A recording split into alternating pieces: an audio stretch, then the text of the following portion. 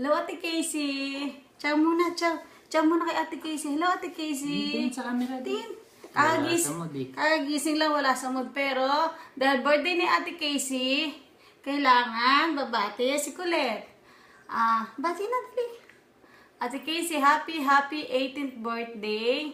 Sana lagi kang mabait, huwag magbabago. Pag umuwi kami dyan, ganyan ka pa din na yung nakikinig kay mami at daddy mo. Sana makapagtapos ng pag-aaral kasi pinaka-importante sa lahat yon. Ano pa ba? Hindi ko naman pwedeng sabihin wag mo na mag-boyfriend dahil hindi naman siguro mapipigilan yun dahil maganda si Ate Casey. Ang sasabihin ko na lang, wag mo nang mag-aasawa. Yun na lang.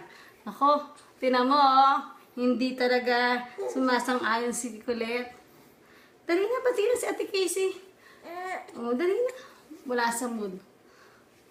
Dali na, pati na si Ate. Ciao, Ate Casey. Happy birthday, happy birthday.